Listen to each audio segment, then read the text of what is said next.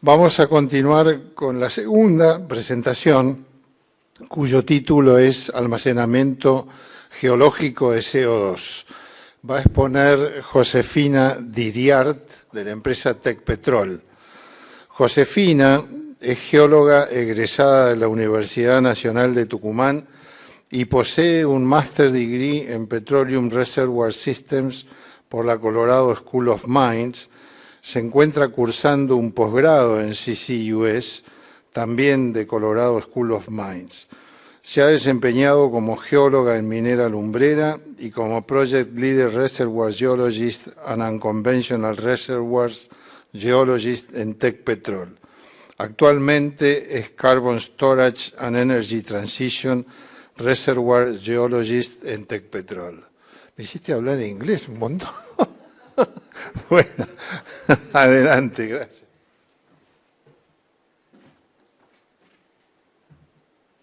Buen día, ¿qué tal? Bueno, como dijo Daniel y dijo Hernán, la idea es darles un pantallazo general de qué hacemos después de que Hernán captura el CO2, dónde lo metemos, específicamente enfocado al almacenamiento geológico. Esta es la agenda. No voy a detenerme mucho acá. Acá quiero que miremos un número, que es... ¿Cuál es el...? Este es el puntero. Lo que decía Hernán, ¿no? Hoy tenemos aproximadamente 40 gigatoneladas de emisiones el mundo. El CCS proyecta que para el 2050 debería ocuparse del 10% de esas emisiones, ¿no? El 90% restante se ocupa en otras cosas, renovables, nuclear, bla, bla, bla, pero el CCS 10%. Significa que en 2050 deberíamos capturar y almacenar entre 4 a 6 gigatoneladas. Hoy estamos capturando y almacenando 40 millones. O sea, estamos ocupándonos del 1% de lo que deberíamos ocuparnos a 2050, según los distintos escenarios de proyección. Y quiero que nos quedemos con ese número en la cabeza. Como les decía, cuando tenemos ya el CO2 capturado, una de las opciones que tenemos es inyectarlo en el subsuelo. O sea, puntualmente es a través de un pozo inyector, inyectarlo a una determinada profundidad, en una determinada configuración geológica. Lo que ven acá es la definición de complejo de storage, en donde básicamente se compone de dos elementos, una roca reservorio, que como principal condición tiene que tener volumen poral para poder almacenar mucha masa de CO2 y tiene que tener inyectividad, que básicamente es espesor y permeabilidad. Por encima de esa roca reservorio tenemos que tener una roca sello impermeable que me evite que ese CO2 vuelva a la atmósfera, a la biosfera, a la hidrósfera. Esto es fundamental. Una roca reservorio y una roca sello, muy parecido a lo que necesitamos para un sistema petrolero. Algo fundamental de este complejo de storage es que no puede estar a cualquier profundidad. Es más, en muchos países que ya existe regulación para hacer esta actividad, esto es una condición, la profundidad a la que está este complejo de storage. Y es una profundidad que se denomina profundidad crítica, o el punto crítico para almacenar CO2, y que se da más o menos entre los 800 y los 1000 metros de profundidad. Eso es para gradientes de presión y temperatura normal. ¿Qué pasa a esa profundidad? El CO2 en la superficie es un gas. A medida que lo vamos inyectando se va comprimiendo, se va aumentando su densidad hasta que llega a un punto crítico, que es el punto crítico de este gráfico de estados. Y ahí se deja de comportar como gas y empieza a comportarse como un fluido supercrítico. Y es clave porque es en el punto en el que tiene menos movilidad, lo cual lo hace más seguro para la contención del complejo de storage. Y aparte, al estar comprimido, maximizo el volumen, o sea, la masa, el volumen poral en realidad que tengo en mi roca, porque puedo meter más masa, ¿no?, por unidad de volumen. Entonces dijimos, un complejo de storage a una profundidad crítica. ¿Cuáles son, en qué distintas configuraciones se da este complejo de storage? En realidad, hoy se habla de dos tipos de storage dedicado o storage incidental. El dedicado es a lo que está tendiendo la industria, ya lo vamos a ver, pero es básicamente generar un proyecto en el que capturo y almaceno CO2 con ese único fin. ¿Ok? Los reservorios en los que se hace este tipo de almacenamiento son principalmente dos. Reservorios de yacimiento, reservorios de gas y petróleo depletados y acuíferos salinos. Los depletados son, digamos, tienen la gran ventaja de que ya los conocemos, ya los caracterizamos, ya pasamos todo ese camino de desrisqueo, de entender el volumen, de entender la petrofísica, etcétera. La desventaja que tienen es que son limitados en su tamaño. Entonces la capacidad que tienen de almacenar generalmente se habla de los cientos de millones de toneladas. Y se acuerdan que yo les hablaba que necesitábamos 4.000 millones. Entonces como que los reservorios depletados nos quedan un poco chicos. Y ahí viene lo que son los acuíferos salinos, que ahí vi que va a haber gente después que hable de este tema. Lo mío va a ser muy general, pero básicamente es abajo de cualquier reservorio de petróleo y gas tenemos agua. La continuidad de ese acuífero salino es una muy buena oportunidad para usarlo como reservorio de almacenamiento. Tiene que cumplir con ciertas características, una determinada salinidad para que no tengan ningún interés económico, para que no estemos matando otro recurso. Pero la gran desventaja que tienen es que como no tienen ningún interés económico, no están caracterizados. Entonces, el camino desde que yo hago el screening de ese acuífero salino hasta que lo desarrollo, es un camino largo, muy largo. Ya vamos a ver algunos timelines. Después hay otras opciones, basaltos, mineralización, no convencionales, cavernas de sal, son cosas menores. Y después está lo que es el storage incidental. Y la diferencia con el anterior es que mi objetivo no es hacer almacenamiento de CO2, sino hacer recuperación terciaria de petróleo, ¿no? El EOR. Eso es lo que se conoce como storage incidental. Inyecto CO2 con el fin de aumentar la recuperación de un campo maduro de petróleo. En el camino va quedando atrapado CO2. Hay muchas empresas que te dicen, quiero que me almacenes mi CO2, pero no quiero hacer EOR, porque el EOR tiene una disputa filosófica con la transición energética, porque sigo alimentando la industria del hidrocarburo. La realidad es que hoy, en el mundo, en muchos países, el único proyecto que es viable de realizar son estos de EOR, porque es el único que tiene un ingreso adicional, ¿no? Porque si no es un costo 100% almacenar CO2. Yo tengo que desrisquear un acuífero salino, inyectarlo, etcétera. Sin embargo, esto está cambiando. El foco de dónde voy a almacenar ese CO2 está cambiando, y está cambiando por los incentivos de los que hablaba Hernán y de los que hablaban previamente. Ya lo vamos a ver en detalle. Lo que les quiero mostrar acá es que este número que ven acá, 12.900 gigatoneladas. No sé ni cuánto es eso, es un montón, son 12.000 millones, ¿no? 12.000 millones. Esa es la capacidad teórica que tiene el mundo para almacenar CO2. O sea, obviamente son recursos no descubiertos, pero teóricamente tenemos ese volumen. ¿Qué les quiero mostrar con esto? Que la geología en principio no es un cuello de botella para hacer esto. Obviamente, como les dije, hay más mucho trabajo de caracterización y sobre todo si me meto en un salino, pero esto no sería el cuello de botella, ¿ok? El cuello de botella viene más por el lado de la regulación y los incentivos económicos. Otra cosa que les quiero mencionar acá es, fíjense que en este mapa,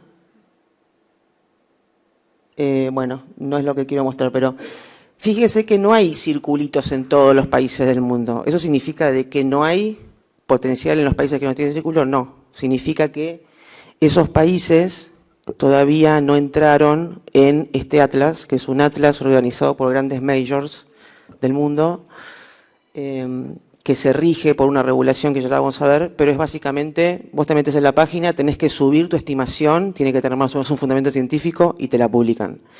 Entonces, esto está arrancando, ¿ok?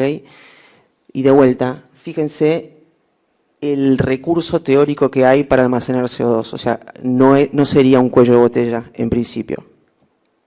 Esto es lo que les mencionaba. Ya existe una regulación o una normativa para buquear recursos, ¿ok? es igual a la PRMS, se llama SRMS, es exactamente igual, tiene distintos nombres nomás. Fíjense que reserva se dice capacidad y recursos se dice recursos. Es exactamente igual, esto lo pueden sacar de la página de la SPE. Si vos haces un análisis con esta metodología y la subís a esta página de la OGCI, apareces en ese mapa. Eso es lo que les quiero mencionar. No es que está focalizado en algunas partes, está en todo el mundo, hay que realizarlo. Esto simplemente, no voy a entrar en el detalle de esto, pero lo que les quiero mostrar es que hacer un primer screening de un reservorio no es complejo. Obviamente que la exactitud que tiene es baja, pero por ejemplo viene un ingeniero y nos dice necesito inyectar 5 millones de toneladas por año en tal cuenca. Lo primero que hacemos es ver la relación entre espesor y permeabilidad y ver la inyectividad que tiene el reservorio. Si el reservorio es conocido, ojalá. O sea, en el mejor de los casos tenemos algún pozo exploratorio perdido con algún dato, pero si es así, lo primero que miramos es la inyectividad. Y si él quiere inyectar 5 millones de toneladas por año y caigo en la zona roja, estamos complicadísimos, ¿no? Entonces, primera herramienta de screening económico, rápido, como para empezar. Esto es lo que nosotros usamos para empezar a ver las opciones que hay para almacenar en ciertas cuencas. Este es el timeline que les mencionaba. Lo que les mencioné recién de este screening es la primera barra en donde tengo un muy bajo costo y una muy alta incertidumbre. Si yo parto de un salino, tengo que hacer todo ese camino. Pasar de un sitio posible a un sitio probable, a un sitio probado, armar un modelo, perforar pozos, sacar datos, armar un modelo, ajustarlo. Todo eso mínimo 3 a 5 años. Después está toda la parte de permisología, que el mejor ejemplo que tenemos es en Estados Unidos. Existe un sistema de permisología para inyectar CO2 que se llama los pozos clase 6. Ahora hay varios que están en carpeta, pero los primeros 2 se demoraron 7 años en autorizarlos para inyectar. 7 años. La permisología. Obviamente eso está tendiendo a agilizarse, pero la permisología puede ser un gran cuello de botella. Hoy en Estados Unidos es el cuello de botella la permisología. Después tenemos el periodo de inyección, 30, 50 años, eso depende de cada proyecto. Y después viene una parte que no es menor, que es toda la parte del monitoreo posterior. En realidad, desde que antes de empezar a inyectar, empiezo a monitorear, establezco mi línea ambiental base, monitoreo mientras inyecto el CO2. ¿Qué pasa cuando dejo de inyectar CO2? Tengo que seguir monitoreándolo. Hoy por hoy, en los papeles se habla de 50 años, 100 años. En los papeles estoy hablando de Estados Unidos, ¿no? En Europa son un poco más razonables y hablan de 15 años, pero depende de cada proyecto. Pero lo que quiero mencionar es, hay toda una parte de regulación de monitoreo que es muy estricta en los países que estamos usando de modelo. Estos son todos los ejemplos de monitoreo que se suelen dar. Es una combinación de varias cosas, no me voy a detener, pero el punto es que es exhaustivo y puede ser una parte del capital importante. Vamos a ver un poco qué pasa en el mundo con el CCS. Esto es el estado a octubre del año pasado. Ahora en octubre vuelve a salir este reporte que sale todos los años. Esto lo publica el CCS Institute. Es un instituto bastante serio, el más serio que nuclea esta actividad. Y lo que les quiero mostrar primero son los proyectos, arriba en el mapa de arriba, los puntos rojos son los proyectos que están operando. Son 30 proyectos que capturan estas 40 millones de toneladas que les decía. Fíjense en el mapa de abajo los proyectos que están en desarrollo. Los distintos colores son distintos estadios de desarrollo. El punto es que miremos la ubicación donde están los proyectos, ¿no? Están todos en el mundo desarrollado. Estamos hablando que tenemos 30 hoy, capturan 42 y se están desarrollando 160 más. Y el gráfico de abajo a la izquierda lo que muestra es el crecimiento que tiene esto. Todos los años sale este reporte y el crecimiento es exponencial. Se anuncia, tiene un momentum muy importante el tema del CCS. Y una cosa que les quiero mencionar es, miren cómo de lo que está operando, les decía, la mayoría es EOR, por el tema del ingreso adicional. Fíjense, todo lo que está en desarrollo avanzado o en desarrollo temprano, el EOR pierde protagonismo y empieza a tener protagonismo lo que se llama el DSA, que es el acuífero salino, básicamente, o el storage dedicado. ¿Ok? O sea, muchos países ya están tratando de alejarse de la asociación del CCS al EOR y asociarlo más al storage dedicado. ¿Por qué es posible esto? Por incentivos. La fórmula mágica para hacer CCS, aparte de todo lo que es caracterización técnica, por supuesto, es tener un marco regulatorio y tener incentivos del Estado que permitan hacer esto. Lo que ven a la izquierda es el 45Q de Estados Unidos y a la derecha es el sistema que se usa en Europa, que es un mercado de carbono. Todos tienen nombres y lo importante es ponerle un precio al dióxido de carbono. Esa es la clave, no importa bajo qué marco. Si el dióxido de carbono no tiene un precio, nunca vamos a poder realizar esto de manera efectiva y responsable. Lo último que les quiero mostrar es este mapa, son estos mapas. A la izquierda vemos la necesidad que tienen los países de realizar CCS. Esto también está en la página del CCS Institute.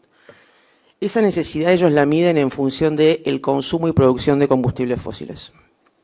Y lo que está a la derecha es el nivel de desarrollo que tiene ese país.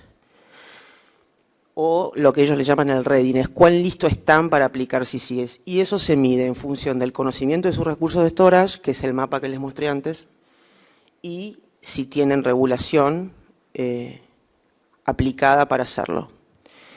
Fíjense que la mayoría de los países, bueno, Estados Unidos, Canadá, todo lo que es Norteamérica, tiene necesidad y está listo para hacerlo, y lo están haciendo, están liderando el CCS hoy por hoy.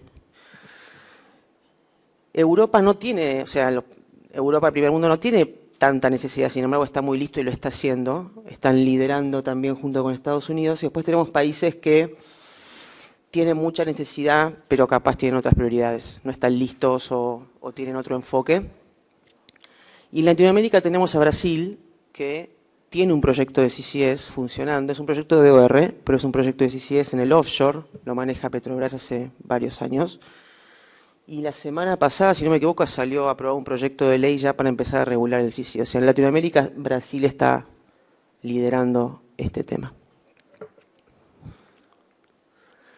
Conclusiones. Herramienta clave para alcanzar los objetivos climáticos. Se almacena y se captura el 1% de lo que deberíamos capturar en 25 años.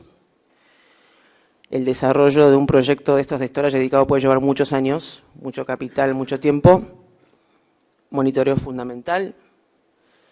Los recursos son virtualmente infinitos y, como les decía, el mundo desarrolla está liderando el CCS gracias a marco regulatorio e incentivos. Bueno, eso es todo. Muchas gracias.